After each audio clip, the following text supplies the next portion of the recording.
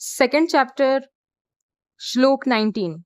Who considers the Atma as the slayer and who considers this Atma as the slain? Both of them do not know that its do not kill, nor it is killed. Any action that you do for yourself will bring its effect to bear upon you.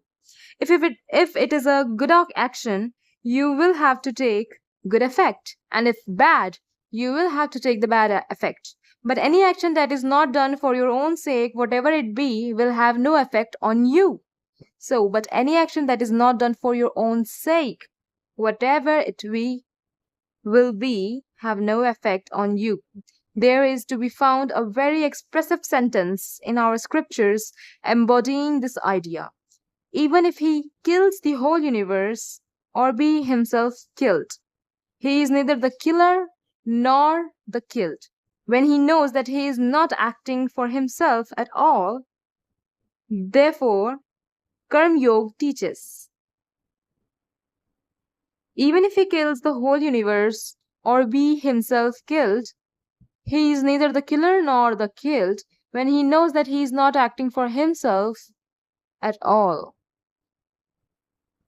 Therefore, Karma Yoga teaches, do not give up the world, live in the world, imbibe its influences as much as you can, but if it is be for your own enjoyment's sake, work not at all.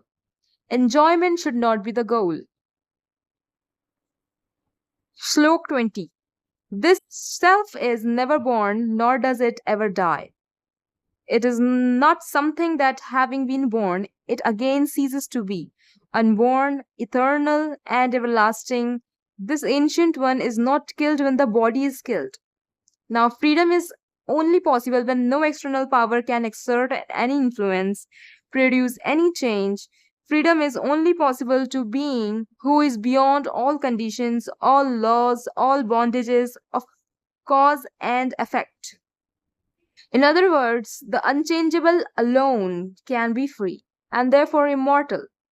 This being, this Atma, this real self of man, the free, the unchangeable is beyond all conditions. And as such, it has neither birth nor death. Without birth or death, eternal ever existing is this soul of man. 2.22, second chapter, 22nd Shlok. As the embodied person throws away a worn out dress and puts on a new one, so does the embodied self discard worn out bodies and adopt other new ones. So far, we have discussed God and nature, eternal God and eternal nature. And what about souls?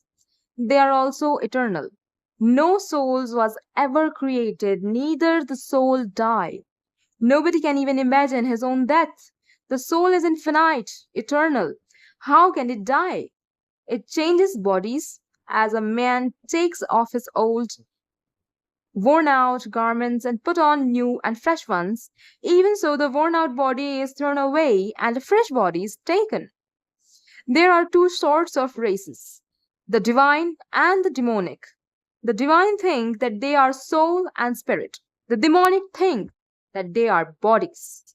So, dear listeners, those who think they are soul and spirit, they are divine, and those think they have like mohamaya to their bodies a lot, they are demonic, categorized in this book. The old Indian philosophers tried to insist that the body is nothing. The old Indian philosophers tried to insist that the body is nothing as a man emits his old garment and takes a new one, even so the old body is shed and he takes the new one. Shlok 23. No weapons can cut this Atma, no fire can burn it, no water can wet it, no air can dry it. Shlok 24. This self cannot be cut, nor can it be burnt, nor wetted, nor dried. Changeless, all-pervading, unmoving, immovable, this self is eternal. We would describe the soul in these words. The soul, the sword cannot cut, nor the spear pierce. The fire cannot burn, nor the water melt it, indestructible, omnipresent in the soul, therefore weep not for it. So then the Hindu believes that he is a spirit. Him the sword cannot pierce, him the fire cannot burn, him the water cannot melt, him the air cannot dry. The Hindu believes that every soul is a circle whose circumference is nowhere, but whose center is located in the body. And that means the change of the center from body to body, nor is the soul bound by the conditions of matter. In its very essence, it is free, unbounded, holy, pure, and perfect. Again, it follows that because the soul is not made up of matter, since it is spiritual, it cannot obey the laws of matter and cannot be judged by the laws of matter.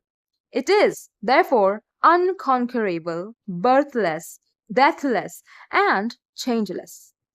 This self weapons cannot pierce, nor fire can burn, water cannot wet, nor air can dry up. Changeless, all pervading, unmoving, immovable, eternal, it is self of man. We learn according to the Gita and the Vedanta that this individual self is also a Vibhu, and according to Kapila, is omnipresent.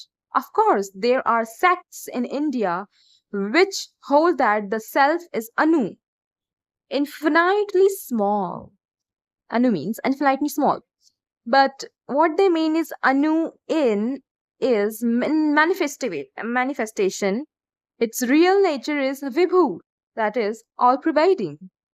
You are all materialists because you believe that you are the body. If a man gives me a hard punch, I would say I am punched. If he strikes me, I would say I am struck. If I'm not the body, why should I say so?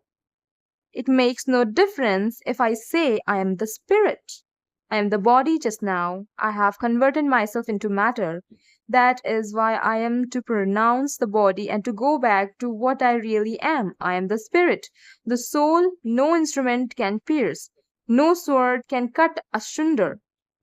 No fire can burn, no air can dry, unborn and uncreated, without beginning and without end, deathless, birthless, and omnipresent. That is what I am. And all misery comes just because I think this little lump of clay is myself. I am identifying myself with matter and taking all the consequences. Let me tell you, strength is what we want. And the first step is getting strength is to uphold the Upanishads and believe I am the soul. Me the sword cannot cut, nor weapons pierce. Me the fire cannot burn. Me the air cannot dry. I am the omnipotent. I am the omniscient. So repeat these blessed saving words. Do not say we are weak. We can do anything and everything. What can we do? What can we not do? Everything can be done by us. We all have the same glorious soul. Let us believe in it. The masses have been told all over the world that they are not human beings. They have been so frightened for centuries till they have nearly become animals. Never were they allowed to hear of the Atma. Let them hear of the Atma, that even the lowest of the low have the Atma within, which never dies and never is born, of him whom the sword cannot pierce, nor the fire burn, nor the air dry, immortal, without beginning or end, the all pure, omnipotent, and omnipresent Atma. Let them have faith in themselves. The God went home and at last found that he was the Self, beyond all thought, one without birth or death, whom the sword cannot pierce or the fire burn, whom the air cannot dry or the water melt, the beginningless and endless, the immovable, the movable, the intangible, the omniscient, the omnipotent, being that it was neither the body nor the mind, but beyond them all, so he was satisfied. But the poor demon did not get the truth, owing to his fondness for the body.